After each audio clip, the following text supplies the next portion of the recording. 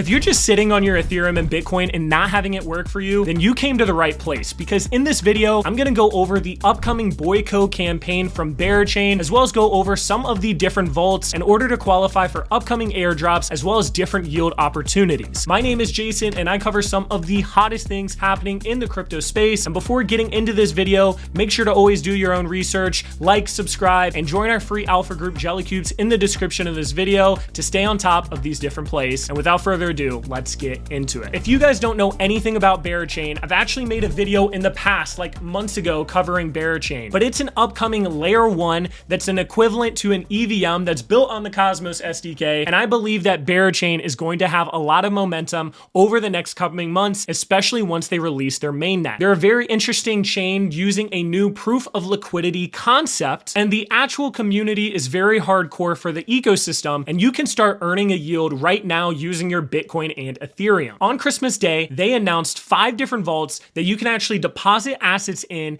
order to earn the BERA token, which is the main gas token of their blockchain, as well as some different incentives that each of these vaults do. And these vaults are with Concrete, Lombard, Stakestone, Pendle, as well as EtherFi. Now, if you haven't heard of Boyco yet, it's essentially a campaign to drive liquidity and interactions and transactions when their mainnet actually goes live. And what they're doing is they're working with the Boyco team in order to set up almost like these pre-liquidity deposits, so that as soon as their mainnet goes live, which is expected in April but not confirmed, there's already going to be liquidity on all these different dApps that have been building in the ecosystem. And Boyco is allowing these pre-liquidity markets to happen now with increased transparency, increased accessibility, and overall a lot more efficiency. And I'll have their page in the description of this video. Also, from the description of this video is going to be this official post from Smokey the Bera that was posted from the main Berachain Discord, where it goes over a little bit more about what's happening right now. And to kind of summarize that for you guys, Boyco is a upcoming campaign that's trying to get a bunch of liquidity. But what they just did is they did the pre-launch with these different liquidity vaults from a lot of major names in the space, such as EtherFi, Lombard, and Stakestone. And what happened is they were independently already working on this, but then they ended up partnering with the main Berachain team to make sure that's actually going to be more successful. So what ends up happening is you're able to deposit these different assets, such as Ethereum or Bitcoin, into these different vaults. And when the actual Boyco campaign goes live, these vaults are automatically going to put those assets into different DeFi opportunities, on the applications that have built on Berachain, such as Dolomite and Kodiak Fi. The reason why you might want to deposit some of these assets now before the campaign starts is they have all these different incentive programs to go on in order to earn more tokens. The big thing that you do have to note, though, about these starting vaults right now is a lot of them are having 90-day lockup periods after the mainnet actually goes live. So if we expect that the mainnets go live in April, then you're going to have to potentially wait all the way to July to actually unstake and get your tokens back. But don't worry, there's a little bit more information on this. And before going into that more information and before getting into those vaults, there is a little bit of a pros and cons thing of whether or not you want to get into these pre-vaults right now that I'm going to discuss, or if you want to wait a few more days, a week, 10 days, however long it's going to be, in order to just get into the Boyco campaigns yourself, rather than going through these different vaults through these other providers. The big thing is that you can start earning these rewards right now, and the earlier you get in, the less TVL or money that's actually in these vaults, and the higher the APR you're actually getting on a daily basis. You also have this automatic deposit strategy where you just deposit your money into these different vaults, and they're going to do all of these different interactions in DeFi in order for you to actually earn a yield on that, rather than you needing to do that yourself. Now, on the con side, if you do this, you are not going to be able to withdraw those tokens on all these vaults for about 90 days until after the mainnet. So you're kind of stuck, whereas if you just waited and did this yourself and didn't get those bonus multipliers, you would have a lot more flexibility with your tokens. Now that that's out of the way, these different 5 vaults that I'm going to be talking about got allocated around 1% of the BERA token. And each of them are saying that they're going to give up to 1% of this token to people participating in the vaults. So there is a chance that we don't get the full 1%, but each of these 5 different vaults got 1%, and a lot of them are incentivizing their vaults even further by qualifying you for other airdrops. Pendle is the only one at the time of this recording that isn't live yet, but they are going to have their own vault with their own different multipliers. You then have EtherFi that has both a BERA BTC vault, which you can deposit your Bitcoin in, or they have their Ether vault where you can deposit your Ethereum in. And as you see here for the rewards, they're allocating an additional $2 million worth of their ETHFi token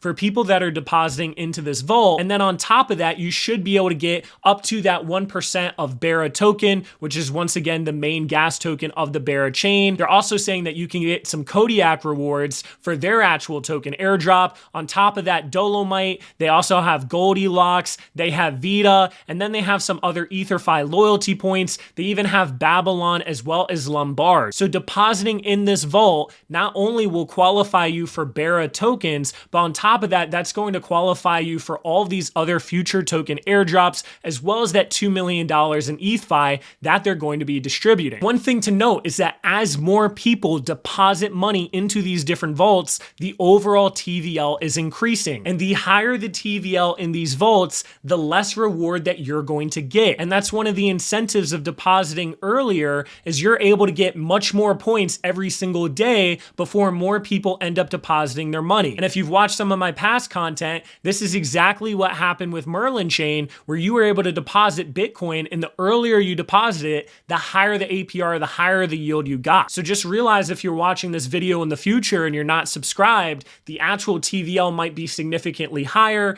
And you also have to realize that the actual yield on this is going to be decreasing every single day as more and more people add money to the vaults. To actually add money into these different vaults is very self-explanatory. They have deposit and withdrawal on each of them, and they also have instructions. One thing to note as well, guys, is that this is all on the Ethereum chain, and that means you're going to be paying Ethereum gas fees. So if you're someone that doesn't have a lot of money, realize you might be spending $20 and $30 every single time you make one of these transactions, or even more depending on when you're making them. And you also have to realize once again that they're all supposed to have a 90-day lockup, and they're not even going to start that lockup until the Berachain mainnet deploys. And the reason they're doing this is because they want that starting liquidity over on Berachain when the mainnet goes live, which is the whole purpose of them doing this. Another thing to be very aware of is that this money isn't just sitting in this magical place and not doing anything, but instead EtherFi, Lombard, Athena, all of these vaults I'm going to be talking about today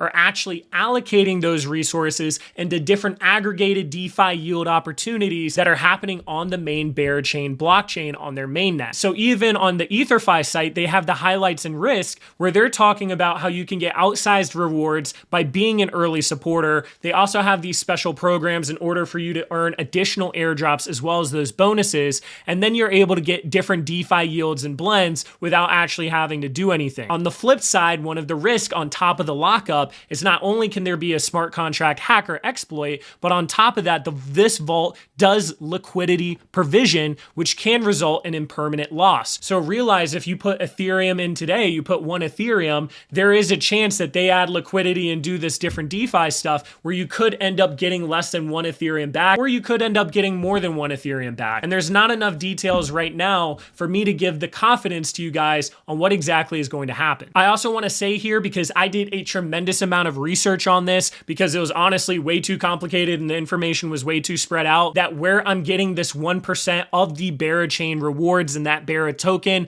is from the different tweets that these projects are making. For example, EtherFi said that up to 1% of the total supply, and I saw the same thing happening with Stakestone where they had like 1.05%. So I'm assuming that each of these got around 1% of the total supply that they should be allocating towards these vaults. And speaking of spending a lot of time on this, I really did. So if you enjoy the video, make sure to like. And once again, if you're looking for a free cross-chain alpha community that goes over some of these different things, join our alpha group in the description of this video. Jelly Cubes will help you get set up, and hopefully you can be on top of these different plays. The second vault here is going to be Lombard Finance, and this is where you can deposit Bitcoin, either LBTC or WBTC, and make sure that this is actually on the Ethereum chain. They've got about $190 million in here, and once again, remember, the less TVL, the more lucrative it should be. And one thing you have to note is that they're saying that this is going to open on April 14th, which is when we're expecting Berachain to actually go live. But I saw in this smoky post that they did mess that up, and they're supposed to have a longer lockup period, which I'm assuming is going to be 90 days. The nice thing with Lombard, once again, similar to the other vaults, is you're able to get points in order to qualify for airdrops for these other tokens out there that are building in the Berachain ecosystem, as well as Lombard Finance giving you their own token as well. The next one here is going to be Athena, and this actually has the lowest amount of TVL, sitting at around $45 million, and they're actually using a stablecoin, USDE or SUSDE, and you're going to qualify for these different airdrops again. Now, in order to participate in this one, you're simply going to swap USDC or USDT on the main Ethereum mainnet, and then you're going to get that token in return, and then you're going to be able to deposit that token, which is going to be locked up. Now, I did see a tweet saying that they were going to establish a liquidity pool in order for you to easily get out of this token, meaning that even though this is locked up, you'll still have access to that liquidity. But that isn't out yet, and I wouldn't assume that they'll have that out in time. And if they do get that out in time, you're not always sure that that is going to be properly audited, especially if they're trying to rush something like this. And I think for that reason, especially since we're in a bull run as well, there's a little bit less people getting into this USD or stablecoin route. The last project here is going to be Stakestone, and this is probably my favorite one personally, simply because the downside is a lot more limited compared to the other ones right now. They have around $325 million of TVL, and currently you can only do Ethereum, Stone, or wrapped Ethereum,